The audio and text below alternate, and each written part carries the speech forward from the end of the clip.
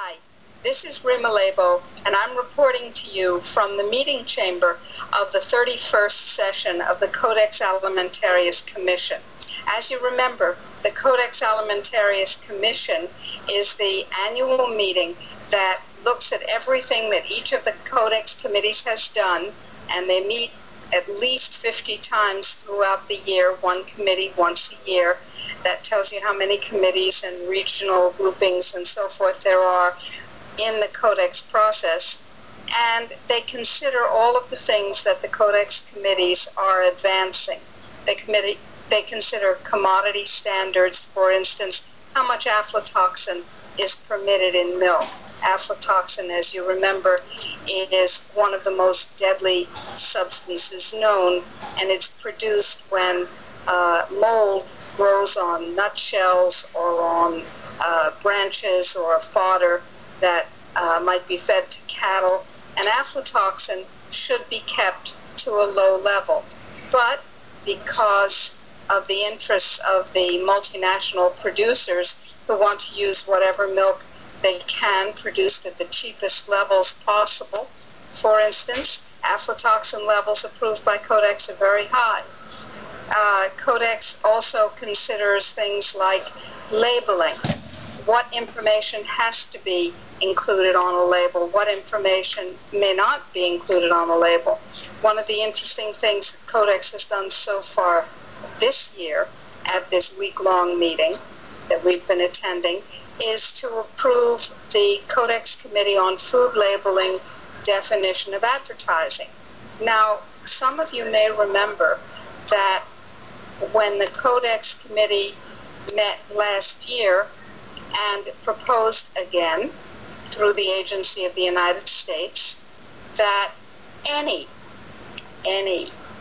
association of health or health benefit with a food or food component would be construed as advertising, the Natural Solutions Foundation got quite upset and said it is the right of people to know what the relationship between food and health might be.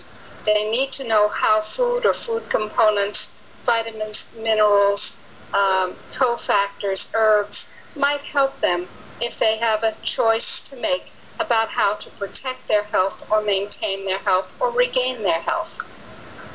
The FDA, which is not in favor of natural methods of healing, does not believe that you have the right to know what health benefits you might receive from food or food components. And so the FDA has been proposing, both through its own draft guidelines and through its work at Codex, that any relationship between health and food should be stricken from the record, so to speak.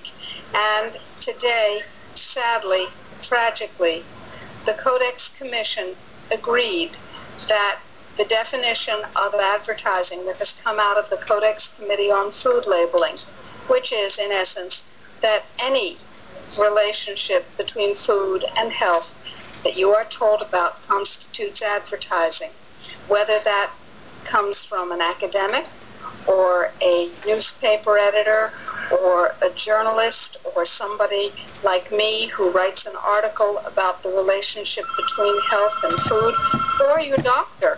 If you ask your doctor whether you should eat broccoli to reduce your chances of breast cancer, for instance, and the doctor says yes, that's advertising, and that's not permitted. Now, that is part of the general global criminalization of the use of natural medicine, natural techniques, natural technologies, and Codex is right at the beginning of the line of the agencies that are doing that criminalizing. In Canada, by the way, C-51, a law which would make nutrients of all sorts into drugs, been shelved for the summer because Parliament is in recess and will be resumed, the discussion on it will be resumed coming this fall. It's very important for Canadians and the Americans who support their health freedom as well to make sure that C-51 does not pass, because C-51 provides jail terms for people who use nutrients for health benefits. And that's what's coming. That's what the FDA would like to do. And that's what this worldwide standard, which has just been passed by Codex, just been ratified, will mean, unless we make sure that the United States does not implement that or many other Codex standards. Now, here in the Codex process, one of the things that's underway is to remove the distinction between mandatory and voluntary guidelines, mandatory and voluntary standards, mandatory and voluntary Codex texts. In fact, one of the things which the Secretariat or administrative organ of Codex has proposed is to remove from the procedural manual of Codex all references to mandatory or voluntary impact of Codex. That's so they can continue to blur the line between what is mandatory that Codex puts out and what is voluntary. What's mandatory in the Codex texts? Nothing. Absolutely nothing. What is voluntary in the Codex texts? Everything. But it is to the benefit of the United States, which is the dominant force in Codex, I'm sorry to say, and to the multinationals, which are the United States' constituents, for everybody to think that Codex texts are mandatory. So they tell the developing world that Codex texts are mandatory, and the developing world says, well, I guess we'd better implement the Codex standards, because otherwise we will be out of compliance, and the World Trade Organization, which functions as the teeth of Codex, will impose trade sanctions on us. And then we will be in very bad shape, because fragile economies cannot tolerate those major financial impacts. The problem is that's based on a lie. Two lies, actually. The first lie is that the Codex texts are mandatory. And the second lie is that Codex is about food safety and food security. It's not, you know. Codex is about industrializing the food supply.